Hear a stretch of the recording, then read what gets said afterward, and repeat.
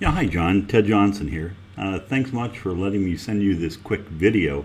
I wanted to give you an idea of the work that we do in regards to mobile applications for guides and lodges. This is just kind of a mock-up of a mobile application, or what a mobile application could look like for you. So I thought I'd take you through a quick tour. Again, this mobile app is designed out in both Apple and Android, and something called HTML5, which covers pretty much all the other phones out there. It's custom designed for you, so what we're seeing here on the screen doesn't necessarily mean that this is the way it's going to look, but we just grabbed some stuff off of Facebook and some photos that you had and put it in here. So in this case, we have a slider on the front page of the application. The slider is going through 5 different photos. They can be changed out seasonally, or if you're catching some other fish and you want to put some rockfish in here and that sort of thing, that is something that actually you can do. We can even show you how to upload your own photos into this once the whole thing is done. We have a call us button, which is a hot button. You simply click on that button and it automatically dials you, and at that point you can set up a trip or answer any questions. Here's a share button. I think I mentioned that to you over the phone. It's a way of sharing the application either through Twitter, Facebook, or email. So if somebody really likes the app and they're showing somebody else the photos and what it does, and they say, hey, how do I get it? Well, let me show you. All I have to do is hit share, and then that information is then sent via the next button they hit, which would be either email, Twitter, or Facebook. Across the bottom, we have some functionalities down here. It's a whole lot different than looking at a website on a mobile device, because everything is thumb friendly. Everything is all contained within that page generally. There are a few exceptions to that rule where you have to scroll down. But again, unlike a mobile or a website that's shown on a mobile device, you're not scrolling through, the screens don't look funny and that sort of thing, so people will spend a whole lot more time on here.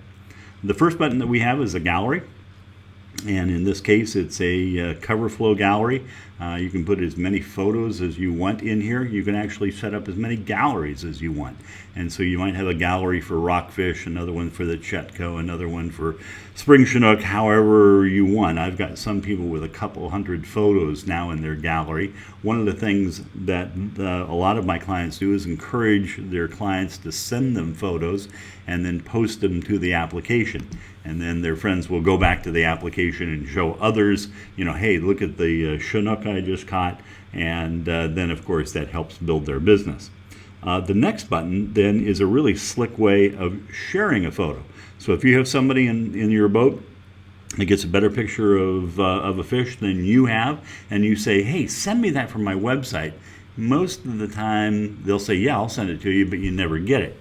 If they have the app on their phone while they're in your boat, all they have to do is hit submit photo. It'll bring up a listing of all the photos that they've just taken during that day. They can select what you want, hit submit photos, and those photos are automatically sent to you. So it's really a cool way of sharing those photos, and then they're not automatically posted to the app. They go through an editing process, and then you can select the ones that you want on there, so you're not getting pictures of you know how the guys are. A drunk guy is doing crazy stuff they got a photo of, and you don't necessarily want that on your website.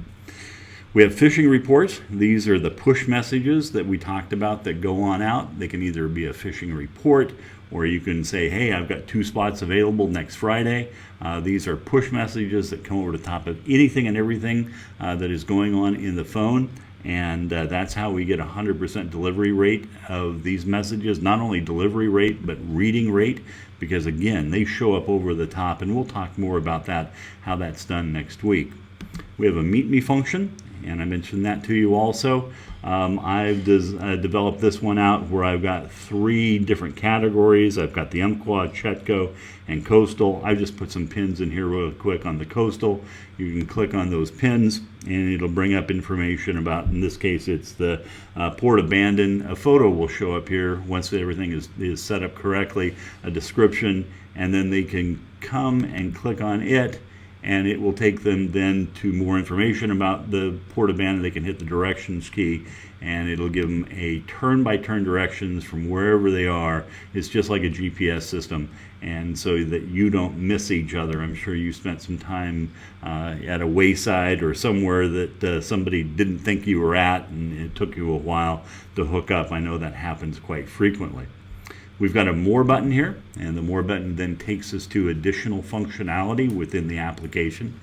We set this up, or can set it up, through something called MailChimp, or Aweber, or Constant Contact, and people can come in here and sign up for a newsletter that then you can send out to them. As I mentioned to you, we have a book a trip function. This book a trip function is customized specifically, in this case, for Code 7.